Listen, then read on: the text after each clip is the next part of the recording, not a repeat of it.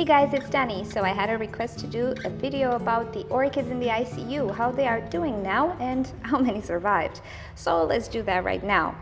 And this is the Cattleya panera, actually, Chief Sweet Orange. This is one that is doing quite well, as you can see. She has a new growth developing right here and quite a lot of new roots sprouting. Now, of course, this new growth will be a lot smaller than the previous ones. She will be set back, but I think this one is out of the woods right now and she really seems to like this new environment. Moving to an orchid that is not doing all that great, this is the Cattleya persevaliana Summit crossed with Central Remolaco.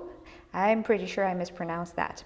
Anyway, this is the one with the floppy leaf. So what she's doing right now, she produced two roots that simply refuse to grow, and I do keep them constantly moist. I water the top all the time to keep her hydrated. She's growing a new growth right here, but she's developing quite slow. I don't see roots, but she is growing. So no rotting, nothing of the sorts, but it's just excruciatingly slow. I will keep on hydrating this orchid as much as I can. I really hope there will be some new roots soon. But yeah, she's one of those that is simply lazy or just not growing all that well so far. Another lazy orchid is the Cattleya amethystoglossa pink powder puff crossed with Suzy Q. I really love this orchid. Now, she lost one of the leaves right here on the top, but she does have a few more leaves in the back. She doesn't show signs of depletion just yet, and she's growing this new growth right here. However, it is excruciatingly slow once again, and I don't see any roots developing.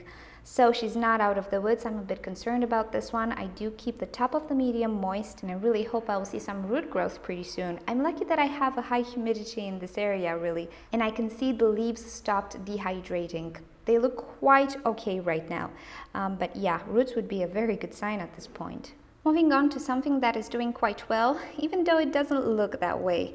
This one lost one of its top leaves right here because it was kinked on transport, but she is producing quite a lot of new roots that are growing continuously and quite fast. And this is the Cattleya Chianti Larasong Summer Beauty. I am not expecting this to die off suddenly in any way. I am expecting a new growth, hopefully soon, but these new roots are a really nice sight to see. And overall, she is not all that bad, even though she looks kind of bad. But yeah, she's producing roots, so I'm happy about that. In the back there, we have the Pleone maculata bulb. Now, this one really killed off all her roots, or rather they died in this new medium. That's why I'm thinking maybe inorganic is not pretty good for terrestrial orchids. However, she is producing some new roots, but they seem to grow in this little fold right here. So I think I will need to intervene and do some surgery because these roots are not getting hydration. As a consequence, if you can see here, the leaves have some dried tips. This is a sign of dehydration actually. Sometimes it can be caused by accumulation of salts, but in my instance it is lack of moisture and hydration, and I did notice this on a few more orchids. So I will need to intervene on this one, but she is doing okay compared to others. Now here we have Cattleya Pink Spice Kitty. Now this one looked pretty well compared to others when I received it, but ever since I got it, she's doing nothing. Nothing at all. I don't even have new growth, new roots, nothing. She's not dying, she's not getting overly dehydrated compared to how it was, but she's just not doing anything. She might be one of those orchids that has a particular type of growth, maybe one suitable per year in spring or summer, I don't know. But yeah, this is the only one that simply does not do anything, nothing at all. Doesn't die, doesn't produce roots, I don't know. I keep her hydrated because she has a root which I think absorbs water, but other than that, she's really not doing anything. In the back there we have the beautiful BC Mai Kai, which is the variety Spotted Star, beautiful variety. He's doing okay. You can see some root developing there, some roots actually, and a new growth. Growing pretty slow at the moment, but along with the roots he will pick up growth, I'm sure. This one is out of the woods, I have no doubt. She's doing quite okay. I cannot wait for flowers though. This is one of those orchids you do need to have if you really like fragrant orchids, and particularly brassavolas or brassavola hybrids. One that is doing mighty fine is the Lycaste aromatica. You can see I have a new growth right here, But the most exciting part, yeah, the buds. She will bloom very, very soon. I cannot wait. Everybody says that it smells like cinnamon. Well, I hope it smells like cinnamon to me, because I did have a few surprises with my orchids. I'll talk about them in a different video. So I have 3 buds on this one. On the one in the back, which is tinier, I don't have any buds right now, but maybe she will produce some buds. I have roots and a few signs of dehydration. But overall, I don't expect this orchid to do badly. She pulled through tremendously well compared to others. Another one that is doing quite well is the Cattleya Harrisoniae alba. I think it's Harrisoniana, I don't know, I need to investigate more. Anyway, she's producing this new growth and the fat roots. It's one of those orchids which produces very fat roots, and I really, really like them. Now, the leaves stayed on. I didn't lose many leaves, only one, I think. The pseudobulbs didn't get super dehydrated, and the new growth is growing at an adequate pace, and she's producing roots, which makes me happy. So I think this one is out of the woods. Another one that is out of the woods is, of course, the Dendrobium berryo. Now, the new canes are much, much tinier than the previous ones, but that's okay, it is to be expected. I don't know if I will have flowers. Maybe he will decide to produce another set of canes this year, maybe because it's May, it's not too late, but we'll see. Anyway, I do have a lot of root growth. I'm not worried about this guy, but yeah, he will be set back. I have a few leaves drying right there. Actually, it's an entire cane.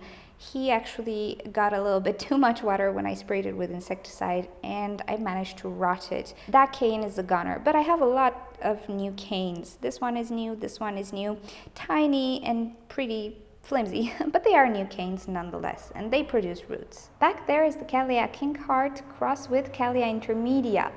He is growing roots, he is growing a new growth right there. I keep him pretty bright at this point because he is growing quite fast. He stalled for a lot of time, but now he's growing. So yeah, I think this guy is ready to go. This is the Vinegar apple blossom. She's maturing this growth right here. Does not look the best, I'll give it that.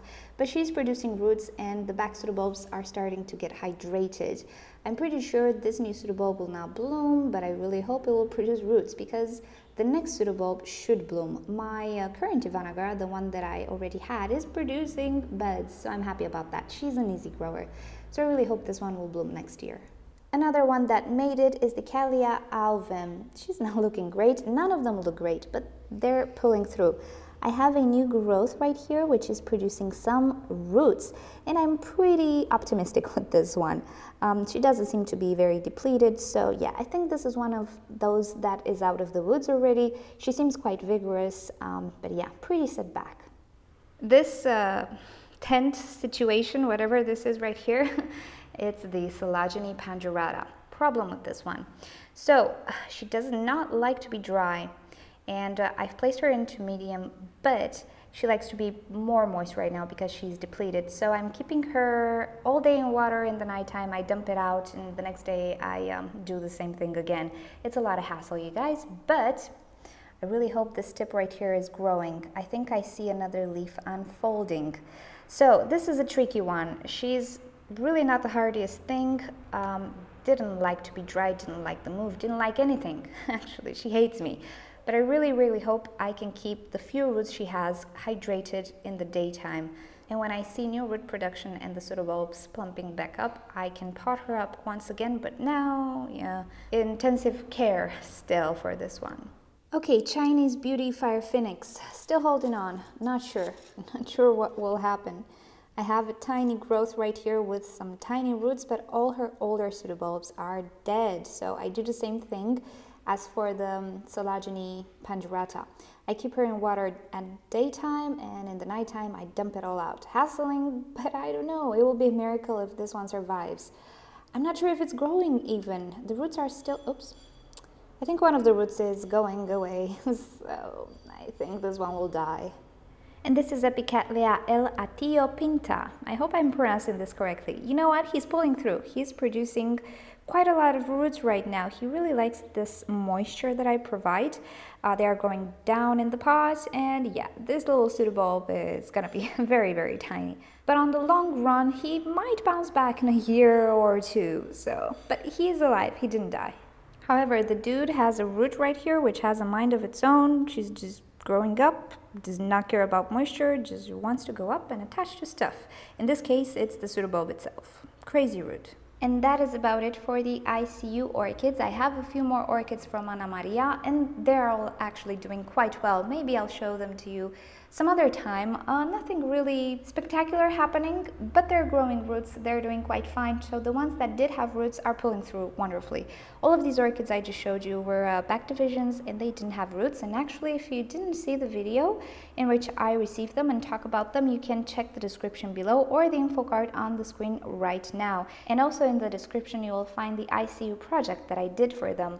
And the thing is, it would have gone better if I didn't move and put my orchids through all this ordeal of not being potted for a month and so on. But yeah, these orchids were not in the best of shape. I lost quite a few of them, more than I expected, to be truly honest. But the timing was pretty awful. So yeah. Anyway, thank you guys for watching and for suggesting this video. Hope you enjoyed it. If you have suggestions for other videos or updates you'd like to see, just leave me a comment down below and I'll make the update. Also, feel free to ask me anything in the comment section below. And if you want to stay up to date and see more orchid videos from me, simply subscribe to my channel. I post on a daily basis and sometimes even twice a day. If you ever feel like sending me a letter or an orchid to try out, or a division or whatever, you can do so at the address you see right here or in the description below, and I make unpacking videos or unlettering videos. If you click on the left side of your screen, you're going to be directed to orchidnature.com, where you'll find care sheets, identification sheets, and also you can talk to us in the forum section. And on the right side of your screen, you can click to watch another orchid video. Thank you for joining. I'll see you next time. Bye!